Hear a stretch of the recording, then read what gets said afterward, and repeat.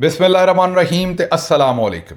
9 ਅਗਸਤ ਪਾਕਿਸਤਾਨ ਦੇ ਵਿੱਚ ਹਫਤੇ ਦੀ ਸ਼ਾਮ ਤੇ ਅੱਜ ਦੇ ਪੰਜਾਬੀ ਵੀਲੌਗ 'ਚ ਚੜ੍ਹਦੇ ਤੇ ਲਹਿੰਦੇ ਪੰਜਾਬ ਦੇ ਸੱਜਣਾ ਤੇ ਮਿੱਤਰਾਂ, ਭੈਣਾਂ ਤੇ ਭਰਾਵਾਂ, ਮਾਵਾਂ ਤੇ ਬਜ਼ੁਰਗਾਂ ਨੂੰ ਜੀ ਆਇਆਂ ਨੂੰ। ਅੱਜ ਦੀ ਸਭ ਤੋਂ ਪਹਿਲੀ ਖਬਰ ਜ਼ਾਹਿਦ ਗਸ਼ਕੋਰੀ ਸਾਹਿਬ ਦੀ ਖਬਰ ਹੈ ਜਿਹੜੀ ਤੁਹਾਡੇ ਨਾਲ ਸਾਂਝੀ ਕਰਨੀ ਹੈ। ਖਬਰ ਉਹ ਇਹ ਦਿੰਦੇ ਨੇ ਕਿ ਹਕੂਮਤ ਪਾਕਿਸਤਾਨ ਨੂੰ 58,000 ਪਾਕਿਸਤਾਨੀਆਂ ਦਾ ਡਾਟਾ ਮਿਲਿਆ 57 ਮੁਲਕਾਂ 'ਚ 57 ਕੰਟਰੀਜ਼ ਦੇ ਵਿੱਚ। ਡਾਟਾ ਕੀ ਕਹਿੰਦਾ ਹੈ ਕਿ ਪਾਕਿਸਤਾਨੀਆਂ ਦੇ 8 ਅਰਬ ਡਾਲਰ ਦੀਆਂ ਪ੍ਰਾਪਰਟੀਆਂ ਤੇ ਅਸਾਸੇ ਤੇ ਛੁਪੇ ਹੋਏ ਅਕਾਊਂਟ ਜਿਹੜੇ ਨੇ ਉਹ ਮੁਲਕ ਤੋਂ ਬਾਹਰ ਨੇ। ਕਿੰਨੇ ਜੀ? 8 ਅਰਬ ਡਾਲਰ। ਹਾਂਜੀ, ਇਹ ਕਹਿੰਦੇ ਨੇ ਕਿ ਇਹਦੇ 'ਚ 56 ਸਿਆਸਤਦਾਨ ਨੇ, 56। ਇਹਦੇ 'ਚ 24 ਮੈਂਬਰ ਪਾਰਲੀਮੈਂਟ ਨੇ ਔਰ ਇਹਦੇ ਵਿੱਚ 8 ਉਹਨਾਂ ਦੇ ਵਿੱਚੋਂ ਹਜੇ ਵੀ ਮੈਂਬਰ ਪਾਰਲੀਮੈਂਟ ਨੇ। 37,000 ਟੋਟਲ ਪਾਕਿਸਤਾਨੀ ਨੇ ਜਿਨ੍ਹਾਂ ਨੇ ਆਪਣੀ ਸ਼ਹਿਰੀਅਤ ਹੀ ਛੱਡ ਦਿੱਤੀ ਹੈ। 57,000 ਚੋਂ 37,000 ਇਹੋ ਜਿਹੇ ਨੇ ਜਿਨ੍ਹਾਂ ਸ਼ਹਿਰੀਅਤ ਛੱਡ ਦਿੱਤੀ ਹੈ। ਮਤਲਬ ਹੁਣ ਪਾਕਿਸਤਾਨ ਉਹਨਾਂ ਦੇ ਖਿਲਾਫ ਕੋਈ ਐਡਾ ਲੰਮਾ ਚੌੜਾ ਮੇਰਾ ਨਹੀਂ ਖਿਆਲ ਕੋਈ ਕੰਮ ਵੀ ਕਰ ਸਕੇਗਾ। ਔਰ 7,000 ਪਾਕਿਸਤਾਨੀਆਂ ਨੇ ਪਿਛਲੇ 15 ਸਾਲਾਂ ਦੇ ਵਿੱਚ ਦੁਬਈ 'ਚ ਪ੍ਰਾਪਰਟੀਜ਼ ਬਣਾਈਆਂ ਨੇ। ਦੁਬਈ 'ਚ ਤੇ ਤੁਹਾਨੂੰ ਪਤਾ ਹੀ ਹੈ ਜਿਹੜੀਆਂ ਪ੍ਰਾਪਰਟੀਜ਼ ਦੀ ਪਿਛਲੇ ਦਿਨੋਂ ਵੀ BBC ਨੇ ਵੀ ਖਬਰ ਕੀਤੀ ਸੀ ਤੇ ਅਸੀਂ ਤੁਹਾਡੇ ਸਾਹਮਣੇ ਰੱਖੀ ਸੀ। ਹੁਣ ਇੱਕ ਪਾਸੇ ਇਹ ਸੂਰਤ ਹਾਲ ਹੈ, ਜਿਸ ਪਾਸੇ ਅਸ਼ਰਾਫੀਆ ਜਿਹੜੀ ਹੈ ਉਹ ਮੁਲਕ ਨੂੰ ਲੁੱਟ ਰਹੀ ਹੈ, ਦਬਾ ਕੇ ਲੁੱਟ ਰਹੀ ਹੈ ਔਰ ਗਰੀਬ ਦਾ ਜਿਹੜਾ ਜੀਣਾ ਇਹਨਾਂ ਨੇ ਮੁਹਾਲ ਕੀਤਾ ਹੈ। ਔਰ ਦੂਜੇ ਪਾਸੇ ਜਿਹੜੀ ਸਾਡੀ ਫੀਲਡ ਮਾਰਸ਼ਲ ਸਾਹਿਬ ਨੇ, ਦੂਜੇ ਨੇ, ਉਹਨਾਂ ਦੀਆਂ ਜਿਹੜੀਆਂ ਪ੍ਰਾਇਓਰਿਟੀਜ਼ ਨੇ ਉਹ ਤੁਹਾਨੂੰ ਪਤਾ ਹੈ ਉਹ ਲੋਕਾਂ ਦਾ ਸੌਫਟਵੇਅਰ ਅਪਡੇਟ ਕਰਨ ਤੇ ਔਰ ਹਾਰਡਵੇਅਰ ਅਪਡੇਟ ਕਰਨ ਤੇ ਲੱਗੇ ਨੇ। ਸੌਫਟਵੇਅਰ ਤੇ ਹੁੰਦਾ ਹੀ ਹੁੰਦਾ ਹੈ ਲੇਕਿਨ ਉਹ ਨਾਲ ਹਾਰਡਵੇਅਰ ਵੀ ਅਪਡੇਟ ਕਰ ਰਹੇ ਨੇ ਲੋਕਾਂ ਦਾ, ਉਹਨਾਂ ਦੀ ਤਵੱਜੋ ਤਮਾਮ ਉਧਰ ਹੈ। ਤੀਸਰੇ ਪਾਸੇ ਸਾਡੇ ਭਰਾ, ਸਾਡੇ ਪੁੱਤਰ, ਸਾਡੇ ਜਵਾਨ ਉਹ ਸ਼ਹੀਦ ਹੋ ਰਹੇ ਨੇ।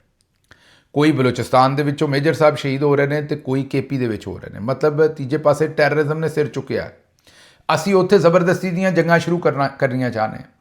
ਪਹਿਲਾਂ ਅਸੀਂ ਅਫਗਾਨਿਸਤਾਨ ਦੇ ਨਾਲ ਭਰਪੂਰ ਕੋਸ਼ਿਸ਼ ਕੀਤੀ ਵੀ ਜੰਗ ਲੱਗ ਜਾਏ। ਯਾਦ ਕਰੋ ਸਾਡੇ ਜਵਾਨਾਂ ਨੇ ਇੱਧਰੋਂ ਮੀਨਾ ਰਜੀਮ ਵਾਲਿਆਂ ਨੇ ਬਿਆਨ ਦੇ ਛੱਡਿਆ ਕਿ ਜਿਹੜਾ ਅਮਰੀਕਾ ਦਾ ਅਸਲਹਾ ਰਹਿ ਗਿਆ ਸੀ, ਯਾਦ ਕਰੋ ਇਰਫਾਨ ਸਦੀਕੀ ਨੇ ਬਿਆਨ ਦਿੱਤਾ ਸੀ ਔਰ ਉਹ ਫੀਲਡ ਮਾਰਸ਼ਲ ਸਾਹਿਬ ਦੇ ਉਸਤਾਦ ਮੁਹਤਰਮ ਨੇ, ਪੜ੍ਹਾਉਂਦੇ ਰਹੇ ਨੇ ਉਹਨਾਂ ਨੂੰ।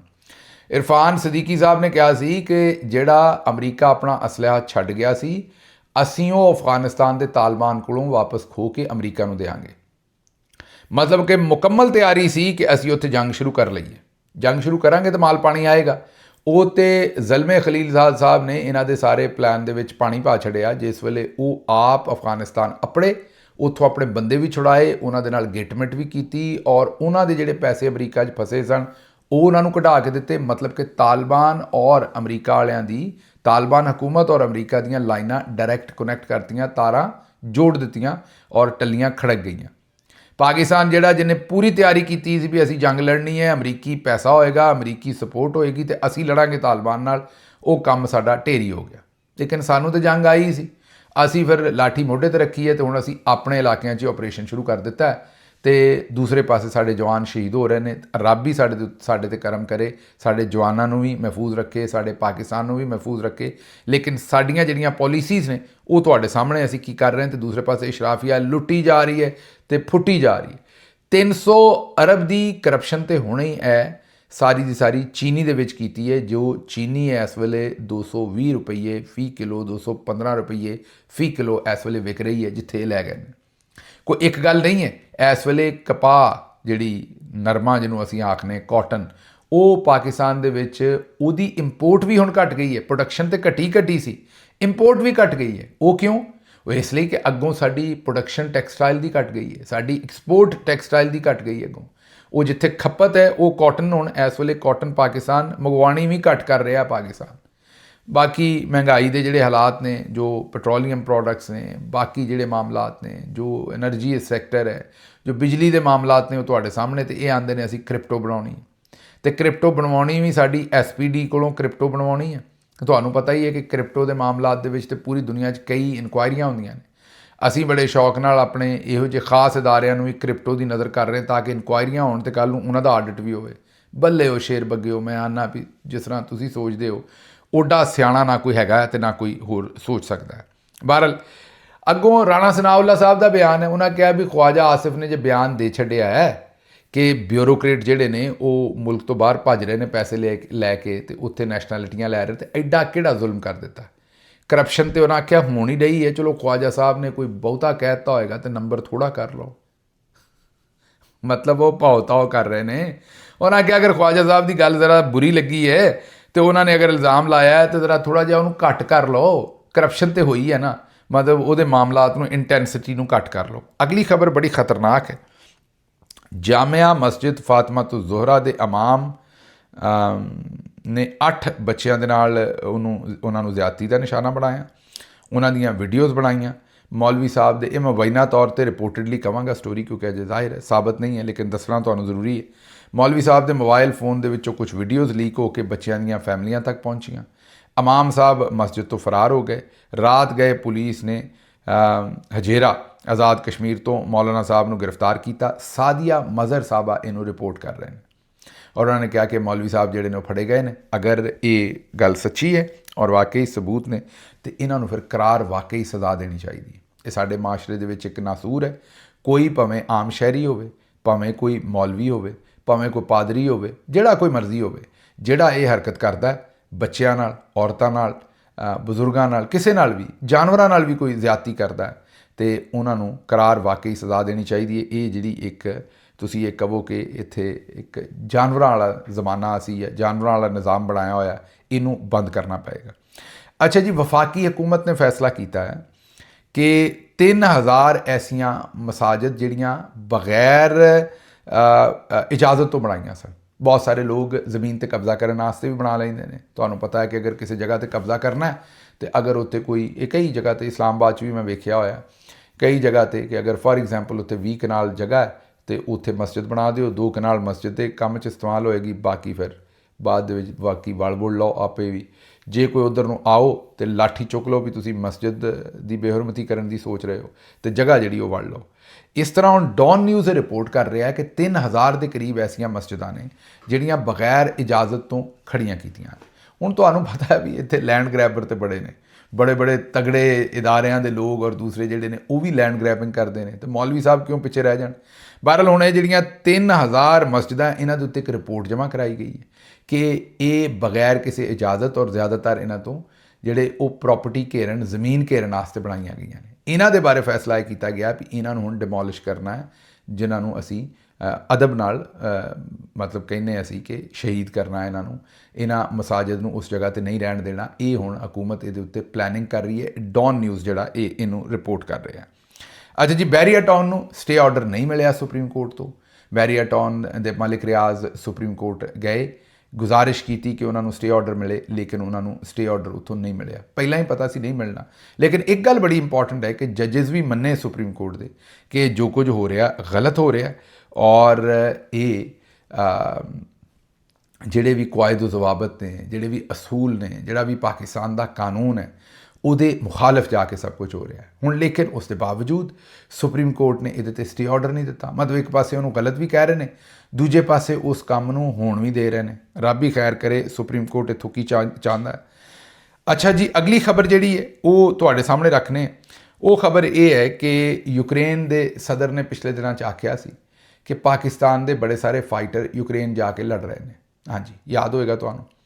ਹੁਣ ਪਾਕਿਸਤਾਨ ਨੇ ਵਾਵੇਲਾ ਮਚਾਇਆ ਇਸ ਗੱਲ ਦੇ ਉੱਤੇ ਔਰ ਯੂਕਰੇਨ ਦੇ ਕੋਲੋਂ ਸਵਾਲ ਪੁੱਛਿਆ ਕਿ ਸਬੂਤ ਦਿਓ ਸਾਡੇ ਫਾਈਟਰ ਯੂਕਰੇਨ ਜਾ ਕੇ ਰੂਸ ਵਾਲੇ ਪਾਸਿਓਂ ਯੂਕਰੇਨ ਦੇ ਖਿਲਾਫ ਕਿੱਥੇ ਲੜ ਰਹੇ ਨੇ। ਤੁਹਾਨੂੰ ਯਾਦ ਹੈ ਕਿ ਇੰਟਰਨੈਸ਼ਨਲ ਮੈਗਜ਼ੀਨਸ ਨੇ ਖਬਰ ਦਿੱਤੀ ਸੀ ਕਿ ਪਾਕਿਸਤਾਨ ਨੇ ਅਮਰੀਕਾ ਦੇ ਥਰੂ ਯੂਕਰੇਨ ਨੂੰ ਅਸਲਾ ਵੇਚਿਆ। ਇਹ ਡਰੋਪ ਸਾਈਟ ਵਗੈਰਾ ਨੇ, ਇਹ ਇੰਟਰਸੈਪਟ ਵਗੈਰਾ ਨੇ ਖਬਰਾਂ ਦਿੱਤੀਆਂ ਸਨ ਅਮਰੀਕੀ ਜਰੀਦਿਆਂ ਨੇ, ਤੁਹਾਨੂੰ ਯਾਦ ਹੋਏਗਾ। ਤੇ ਪਾਕਿਸਤਾਨ ਵੀ ਵੈਸੇ ਸੋਚਦਾ ਹੋਏਗਾ ਵੀ ਅਸੀਂ ਐਡੀ ਦੂਰ ਤੱਕ ਗਏ ਯੂਕਰੇਨ ਦੇ ਮਾਮਲੇ ਦੇ ਵਿੱਚ ਔਰ ਉਸ ਦੇ ਬਾਵਜੂਦ ਯੂਕਰੇਨੀ ਸਦਰ ਨੇ ਸਾਡੇ 'ਤੇ ਇਲਜ਼ਾਮ ਲਾ ਦਿੱਤਾ। ਬਹਰਹਾਲ ਹੁਣ ਉਹਨਾਂ ਦੇ ਕੋਲੋਂ ਤਫਸੀਲ ਮੰਗਦੇ ਫਿਰ ਰਹੇ ਨੇ। ਅਸਲ ਖਤਰਾ ਇਹਨਾਂ ਨੂੰ ਇਹੀ ਹੈ ਕਿ ਅਗਰ ਇੱਥੇ ਕੋਆਪਰੇਸ਼ਨ ਨਾ ਕੀਤਾ ਤੇ ਫਿਰ ਸਾਡੇ ਨਾਲ ਜਿਹੜੇ ਮਾਮਲਾਤ ਨੇ ਉਹ ਮਜ਼ੀਦ ਖਰਾਬ ਕਿਤੇ ਨਾ ਕਰ ਦਿੱਤੇ ਜਾਣ। ਅੱਛਾ ਜੀ, ਅਗਲੀ ਖਬਰ ਜਿਹੜੀ ਹੈ ਉਹ ਇੱਕ ਪਾਸੇ ਤੇ ਆਪਾਂ ਤੁਹਾਨੂੰ ਦੱਸਿਆ ਵੀ ਪਾਕਿਸਤਾਨੀ 56,000 ਕਿ 57,000 ਤੇ ਇੰਨੀਆਂ ਪ੍ਰਾਪਰਟੀਆਂ ਤੇ ਇਹ ਸਾਰਾ ਕੁਝ। ਦੂਜੇ ਪਾਸੇ ਜ਼ਰਾ ਸਾਡਾ ਜਿਹੜਾ ਲੈਗੇਸੀ ਮੀਡੀਆ ਇੰਡੀਆ ਦੇ ਵਿੱਚ ਉਹਨੂੰ ਗੌਡੀ ਮੀਡੀਆ ਕਹਿੰਦੇ ਨੇ, ਉਹ ਜਿਹੜਾ ਮੀਡੀਆ ਹੈ ਉਹਦੀ ਜ਼ਰਾ ਪ੍ਰੈਫਰੈਂਸ ਇੱਥੇ ਜ਼ਰਾ ਗੌਰ ਕਰੋ। ਅਸੀਂ ਇਹਨੂੰ ਜਰਨੈਲੀ ਮੀਡੀਆ ਕਹਿੰਦੇ ਹਾਂ ਇਸ ਪਾਸੇ ਜ਼ਿਆਦਾਤਰ। ਜਰਨੈਲੀ ਮੀਡੀਆ ਦੀ ਖਬਰ, ਜੀਓ ਨਿਊਜ਼ ਦੀ ਖਬਰ ਜ਼ਰਾ ਚੈੱਕ ਕਰੋ। ਉਹ ਕਹਿੰਦੇ ਨੇ ਇੰਟਰਬੈਂਕ 'ਚ ਡਾਲਰ, ਅਮਰੀਕੀ ਡਾਲਰ 6 ਪੈਸੇ ਸਸਤਾ ਹੋ ਗਿਆ। ਬੱਲੇ ਉਹ ਸ਼ੇਰ ਬੱਗੇ ਹੋ, ਬੱਲੇ ਉਹ ਸ਼ੇਰ ਬੱਗੇ ਹੋ। ਮਤਲਬ 6 ਪੈਸੇ। ਤੁਹਾਨੂੰ ਪਤਾ ਹੈ ਕਿ ਡਾਲਰ 10 ਪੈਸੇ, 15 ਪੈਸੇ, 20 ਪੈਸੇ ਅਮੂਮੀ ਤੌਰ ਤੇ ਇਹਨੂੰ ਬੜਾ ਰੈਗੂਲਰ ਉਹਦੇ ਵਿੱਚ ਫਲਕਚੁਏਸ਼ਨ ਜਿਹੜੀ ਹੁੰਦੀ ਰਹਿੰਦੀ ਹੈ। ਚਲੋ 10 ਪੈਸੇ ਤੇ ਰੈਗੂਲਰ ਹੀ ਹੁੰਦੀ ਹੈ ਨਾ, 10 ਪੈਸੇ ਉੱਤੇ ਕੀ ਤੇ 10 ਪੈਸੇ ਥੱਲੇ ਕੀ, ਤੇ ਰੈਗੂਲਰ ਫਲਕਚੁਏਟ ਹੁੰਦੀ। ਲੇਕਿਨ ਗੌਰ ਕਰੋ, ਜਰਨੈਲੀ ਮੀਡੀਆ ਅਸੀਂ ਇਸੇ ਲਈ ਕਹਿੰਦੇ ਹਾਂ ਵੀ ਉਹ ਜਿਹੜੇ ਨਖਰੇ ਨਹੀਂ ਸੀ, ਜ਼ਰਾ ਲਿਆਓ ਸਕਰੀਨ ਤੇ ਦੁਬਾਰਾ ਮਸਤੀ ਖੇਲ ਸਾਹਿਬ ਨੂੰ, ਕਿਉਂਕਿ ਇਹ ਉਹੀ ਖਬਰ ਹੈ, ਯਕੀਨ ਕਰੋ ਕਿ ਇਹ ਉਹ ਚੁੱਕ ਪ੍ਰੋਗਰਾਮ ਹੀ ਹੈ ਸਾਰੇ ਦਾ ਸਾਰਾ। ਉਹ ਜਿਹੜੇ ਨਖਰੇ ਚੁੱਕੇ ਸਨ ਉੱਥੇ, ਉਹ ਚੁੱਕ ਪ੍ਰੋਗਰਾਮ ਹੈ। ਔਰ ਉਹ ਉਹਦੇ ਵਿੱਚ ਜਿਹੜਾ ਉਹ ਮਾਮਲਾ ਇਹ ਹੈ ਕਿ ਕਹਿ ਰਹੇ ਨੇ ਕਿ 6 ਪੈਸੇ ਜਿਹੜਾ ਡਾਲਰ ਜਿਹੜਾ ਉਹ ਥੱਲੇ ਹੋ ਗਿਆ। ਜ਼ਰਾ ਗੌਰ ਕਰ ਲਓ ਕਿ 6 ਪੈਸੇ ਡਾਲਰ ਥੱਲੇ ਹੋਣ ਦੀ ਖਬਰ ਜਿਹੜੀ ਉਹ ਜੀਓ ਨਿਊਜ਼ ਚਲਾ ਰਿਹਾ। ਬਾਕੀ ਇਹਦੇ ਵਾਸਤੇ ਕਰਪਸ਼ਨ ਔਰ ਦੂਸਰੇ ਮਾਮਲਾਤ ਮੇਜਰ ਨਿਊਜ਼ ਨਹੀਂ ਹੈ, ਇਹੀ ਨਿਊਜ਼ ਹੈ। ਅੱਛਾ ਜੀ, ਅੱਗੋਂ ਬਾਜੀ ਨੇ ਨਵਾਂ ਇੰਤਜ਼ਾਮ ਕੀਤਾ ਹੈ, ਪੰਜਾਬ ਵਾਲਿਆਂ ਨੇ ਨਵੇਂ ਝੰਡੇ ਗੱਡੇ ਨੇ, ਛੁੱਟੀ ਤੇ ਜਾਓ ਤੇ ਤਨਖਾਹ ਵੀ ਲੈ ਜਾਓ। ਹਾਂਜੀ, ਹੁਣ ਪੰਜਾਬ ਦੀ ਵਜ਼ੀਰ ਆਲਾ, ਵਜ਼ਰਾ, ਸਪੀਕਰ, ਡਿਪਟੀ ਸਪੀਕਰ ਵਾਸਤੇ ਨਵੀਂ ਤਰਮੀਮ ਕਰ ਰਹੇ ਨੇ। ਔਰ ਇਹ ਮੁਕਾਮੀ ਸਹਾਫੀ ਦੀ ਰਿਪੋਰਟ ਹੈ। ਉਹ ਇਹ ਕਹਿੰਦੇ ਨੇ ਕਿ ਛੁੱਟੀ ਤੇ ਜਾਣਗੇ ਤੇ ਇਹਨਾਂ ਨੂੰ ਤਨਖਾਹ ਮਿਲੇਗੀ। ਜਿਹੜੀ ਕੋਈ ਤਨਖਾਹ ਦੀ ਕਟੌਤੀ ਹੁੰਦੀ ਸੀ ਉਹ ਹੁਣ ਬੰਦ ਹੋ ਜਾਏਗੀ।